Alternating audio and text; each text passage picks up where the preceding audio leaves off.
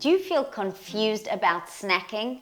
Should you be snacking? How often? What should you have? Can you snack and still lose weight? These are some of the most common questions I get, and there are so many different opinions out there. Some say we should be having 3 meals a day and shouldn't snack. Others say we should have 2 or 3 main meals a day and 2 or 3 snacks. Others say we should be having 6 small meals a day. So what's the deal?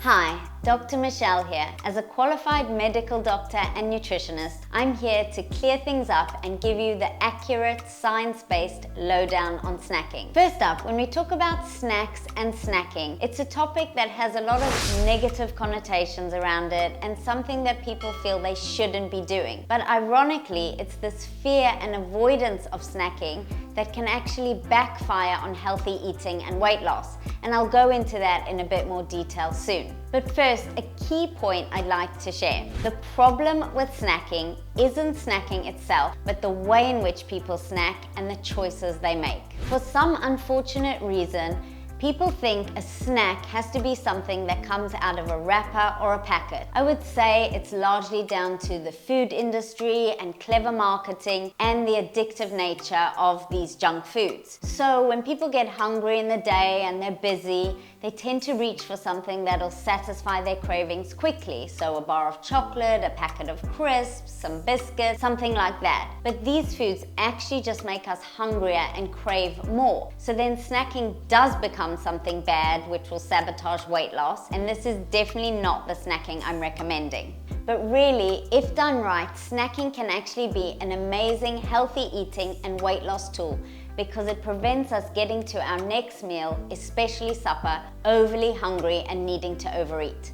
I see so many clients who eat lunch at around 12:30 p.m. and then, in a bid to lose weight, avoid snacking altogether, even if they're starving in the afternoon. Then they get home from work, let's say around 8 p.m., absolutely starving, wanting to eat the whole kitchen. Of course, a normal supper isn't enough to satisfy them, quite understandably, because they've gone virtually the whole day or half a day without any food. So they eat their dinner and then they're raiding the cupboards, eating the biscuits, chocolates, whatever they can get their hands on. But of course, having a sensible, planned mid-afternoon snack would have been way less calories than that. So I usually recommend a mid-afternoon snack as the most important, because for most people, the gap between lunch and dinner is the longest. So having something between these 2 meals helps stabilize blood sugar levels and means you won't get to dinner absolutely starving and wanting to eat the whole house. A planned evening snack after supper can also be extremely helpful in 2 respects. One, in preventing unhealthy late night eating, and also combating overeating at supper time. I'll explain why. Firstly, if you know you're going to be eating something later in the evening, a planned snack, then at supper time you're not panicking thinking, have I had enough? Am I full? Should I have more? You just eat a good meal and you know that either straight after supper or in a few hours when you get peckish, you have your evening treat or snack, which I'll go on to what I recommend. And the second thing is, an evening snack can help avoid temptation for unhealthy things during the day. If you know that every evening you have something you really look forward to, like some dark chocolate and fruit, or Greek yogurt with berries and agave and maybe some peanut butter, it really keeps you on the straight and narrow during the day, because you know you have something to look forward to in the evening. So I always include a list of evening snacks in all my clients' meal plans and in both my books. And it can be anything from dark chocolate to hummus and rice cakes, whatever appeals to you.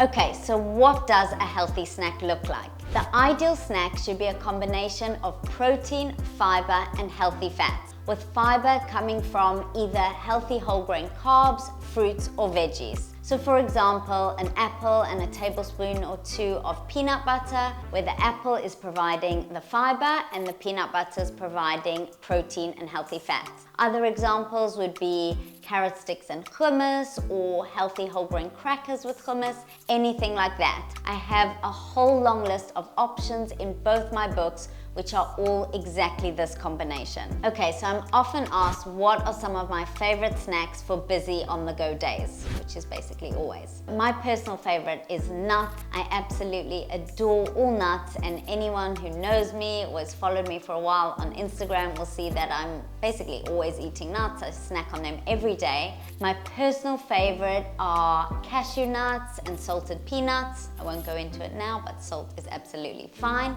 And nuts provide an amazing source of protein, fiber, and healthy fats, but I'll probably pair them with either an apple or some raisins. So I'll have 1 or 2 handfuls, probably around 30 grams, and have them with one of those things. Or I also love carrot sticks and hummus, or rice cakes and hummus. And I also love the energy balls, the raw energy balls that are made from just dates, nuts, and maybe cocoa powder. I have quite a few recipes in both my books. I absolutely love the raw chocolate truffle balls and raw Bakewell tart balls. Be sure to check out those recipes, and they are some of the most popular ones from my books. And those balls actually provide the perfect combination of protein, fiber, and healthy fats in one neat package. So do try them out.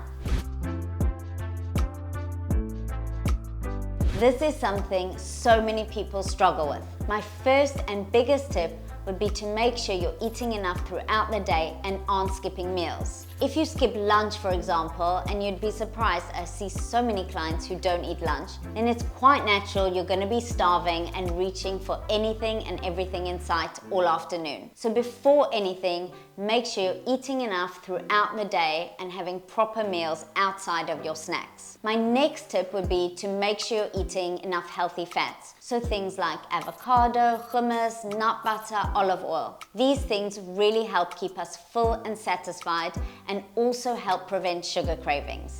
Similarly, healthy carbs, things like brown rice, sweet potato, oats, and quinoa.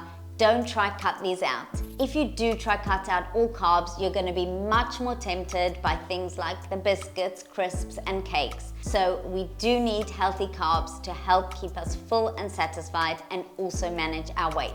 And lastly, make sure you're drinking enough water. Thirst is very often mistaken for hunger. So my tip is always have a full glass of water before every meal or snack you have, as well as drinking plenty throughout the day. And these tips should really help to prevent cravings for unhealthy snacks. So thankfully, there are so many great healthy options now available. Some of my favorites are the hummus and lentil chips that you get, made with things like chickpea flour, lentil flour. Those are great, also a good source of protein. Salted popcorn's a good one. Nuts, of course, as I've mentioned. Also bars, you get some really good ones made from things like just dates or dried fruit and nuts. Just be sure to check the ingredients. And there are also loads of great protein balls that you can buy with really good ingredients. But I actually have a great recipe coming up on this channel next week for my best ever homemade protein balls, so stay tuned for that one. Okay, so what do I think about protein bars? I'm often asked this.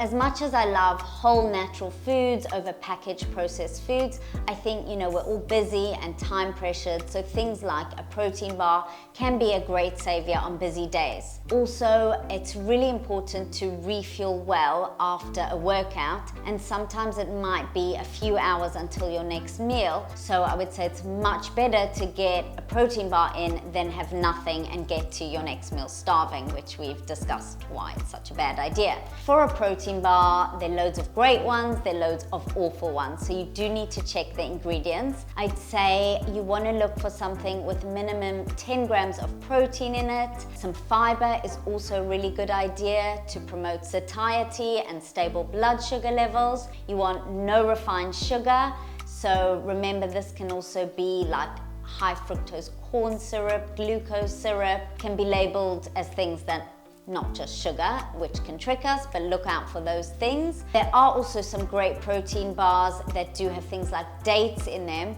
so that might make the sugars on the nutrition label seem higher, but my personal view is that if it's coming from whole foods, especially in the form of fruit, and paired with the protein, it's absolutely fine. So just read labels and see where the sugar's coming from, and look out for any really overly artificial ingredients that you don't recognize and have never heard of before. You want to stay away from those things, but I think a protein bar every few days on busy days, as I've said, is absolutely fine and a great option. But as I've mentioned, I do have an amazing recipe coming for my best ever budget-friendly protein balls coming here next week, so stay tuned for that. Thank you so much for watching. I am new here on YouTube, so if you could like this video and subscribe to my channel, it would mean the world to me. I'm also on Instagram at The Food Effect DR if you want to connect there. I do have 2 books available on Amazon called The Food Effect Diet and The Food Effect Diet Vegan,